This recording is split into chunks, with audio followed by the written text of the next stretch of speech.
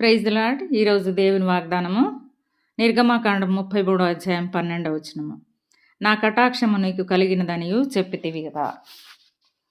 దేవుడు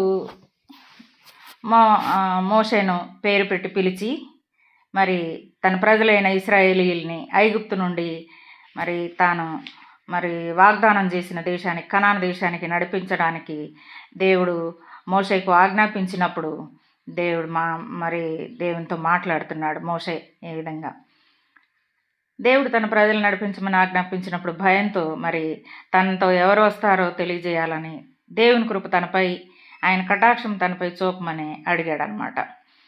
ఎందుకంటే దేవునితో ప్రయాణం, దేవుడు లేకుండా ప్రయాణం చేయడం అనేది చాలా కష్టం.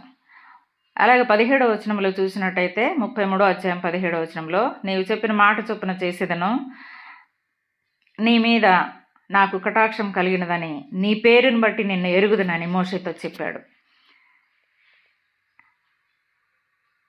అలాగే నీ కటాక్షము నా మీద ఉంటే దయచేసి నీ మార్గాన్ని నాకు తెలుపమని మోషే దేవుణ్ణి ప్రార్థిస్తున్నాడు అన్నమాట ఇక్కడ.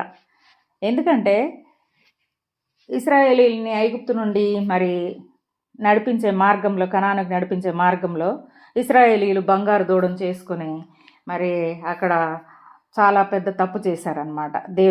దేవునికి దూరం అయ్యారు. ఆ విధంగా దేవుడు వారిపై కోపాన్ని తెచ్చుకున్నాడు. అప్పుడు మోషే దేవుని వేడుకున్నాడు అనమాట. దేవుని వాగ్దానము గుర్తు చేశాడు. మోషే దేవునికి ఆయన చేసిన వాగ్దానాన్ని గుర్తు చేశాడు.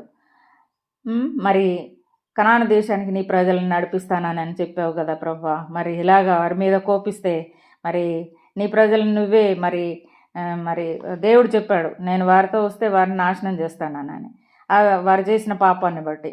ఆ విధంగా నువ్వే అలాగ చేస్తే ఎలా అయ్యా దేవా, నీ కటాక్షం మా మీద ఉంచమనని నువ్వు మాతో రావాలని దేవుణ్ణి వేడుకున్నాడు మోషే. దేవుణ్ణి ప్రార్థన చేశాడనమాట. ఆ విధంగా మాట్లాడేటటువంటి సాన్నిహిత్యము, ముఖాముఖిగా మాట్లాడేటటువంటి సాన్నిహిత్యము మోషేకి దేవునితో ఉంది. అలాంటి సాన్నిహిత్యము మనం కూడా కలిగి ఉండాలని దేవుడు ఈ వాక్యం ద్వారా తెలియజేస్తున్నాడు. ఇంకా ప్రార్థన ప్రజలను నడిపించే ప్రయాణంలో దేవుడు తమతో రావాలని మోషే కోరుతున్నాడు. దేవుని కోరుకుంటున్నాడు మోషే. తన సన్నిధి తను ఆ ప్రయాణం అంతట్లో మేము రాకపోతే మేము ప్రయాణం చేయమనని మొండికేశాడనమాట.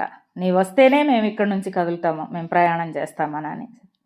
ఆ విధంగా మనం కూడా ప్రతి విషయంలో దేవుని ప్రార్థించాలి, అడగాలి. అంటే ఈ